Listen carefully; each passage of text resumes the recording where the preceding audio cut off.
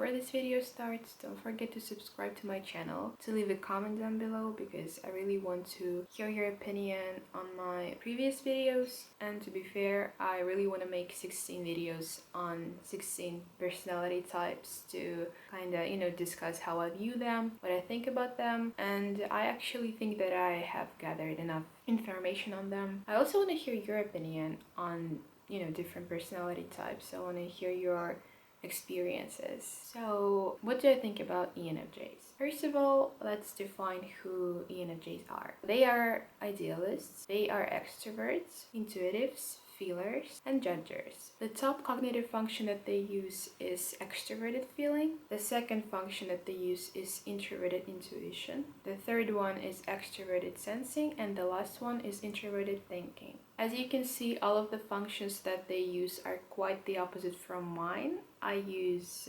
introverted feeling, extroverted intuition, introverted sensing, and extroverted thinking, I guess.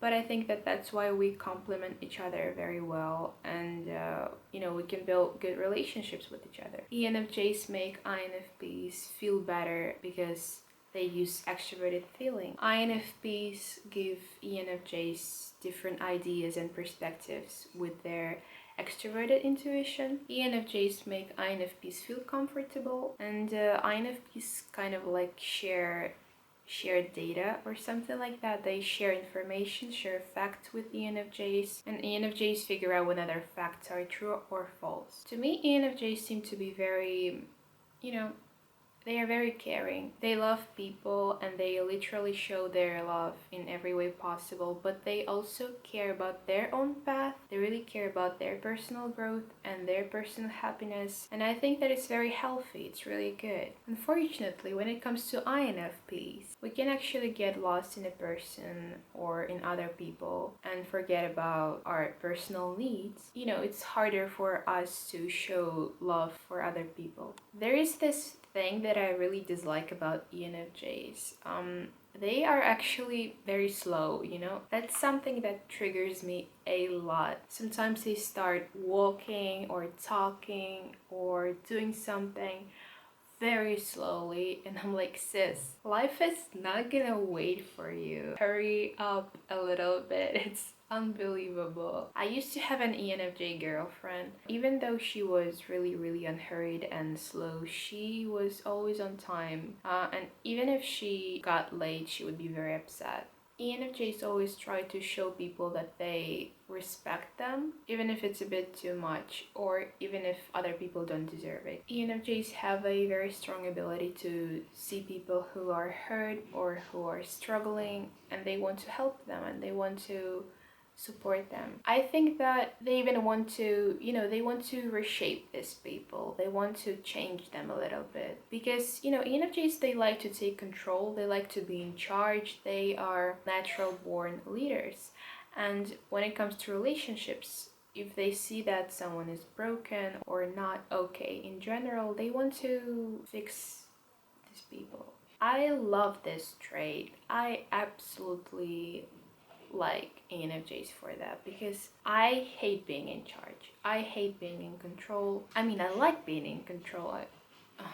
I love controlling, but I don't really like taking the responsibility. I don't like responsibility and I try to avoid it. And that's why ENFJ, they really need loyalty from people. They really need loyal people like me. They usually show love very excessively because they have this mindset. The more you show love to other people, the more loyal they are. And that's how they manipulate people, which is, once again, it can be good and it can be bad. It really depends on the person. ENFJs are usually very charismatic. They know how to attract people, but they only keep close people who are good-hearted and, goal-oriented. Unfortunately, I think that ENFJs are quite judgmental, and it's not because they are judgers. I think that ESFJs are not that judgmental. I actually don't know. I think, it's just my personal subjective opinion. Of course, I'm not gonna say that all ENFJs are judgmental, but the ones that I have met were quite judgmental, I think. You got me. The moral code in the head of an ENFJ is very strong, very strong, and it's really hard to change their view on what is good and what is bad. When it comes to INFPs, we are very flexible with our views on what is right or wrong, because we usually contradict ourselves. We are usually very consumed by the idea of being liked and respected by other people, even if other people are not moral or good. ENFJs will never put up with something immoral just to be seen as good or cool. ENFJs really respect paths of other people, but they will never sacrifice their own path, their own views, just to be seen some sort of way. ENFJs, they don't usually live in a dreamland like INFPs or ENFPs do.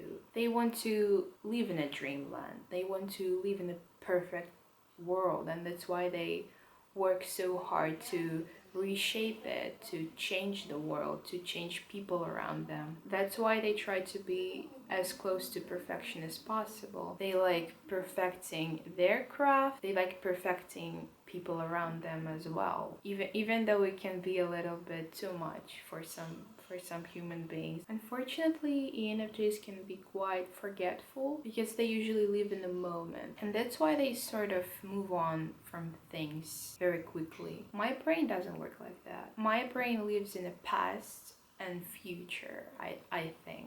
My introverted sensing and my extroverted intuition, and that's why I remember a lot, if I do say so myself, of course. That's why I really like to call people out if something doesn't make sense, because I sort of store all of their words in my head, and so if they lie, I can detect it pretty easily, if I do say so myself, of course. ENFJs like to be present, they like to communicate with people, they like to make them feel good, feel loved, feel validated, and it's a good trait. It's great. I like it. I adore it. I like it, and I live for it. The good thing is that they care about people, even if they're not gonna continue communicating with them, even if they don't want to build relationships with others. The lifespan of an extroverted feeling is very short, but very intense at the same time, because as I said, they really respect their own success and their own well-being, and that's why they are really hardworking. If they set a goal, they're not gonna leave it halfway through, because they really want to work until they get what they want. And that's why, even though ENFJs are really people-oriented, they are usually independent as well. They don't like being vulnerable. Maybe that's why they usually don't like INFPs, because, INFPs are such drama queens. INFPs get swept away by every little emotion, every little feeling that they have. And of course it can annoy anyone. ENFJs are fantastic people. They respect their own boundaries, but at the same time, they respect the boundaries of others. When it comes to relationships, ENFJs, they need others to show them that they are loved and respected. If you are in the relationship with an ENFJ, always listen to them. Always show them that you are interested in them, in what they do, in what they like. Show them that you respect what they say, even if you disagree with them, even if they are wrong. Value the fact that they share their thoughts with you, because it really means that you are important to them. Thank you for watching this video. I really appreciate it. Leave a thumbs up. Comment down below what personality type do you want to see next. And I'll see you in the next video. Bye.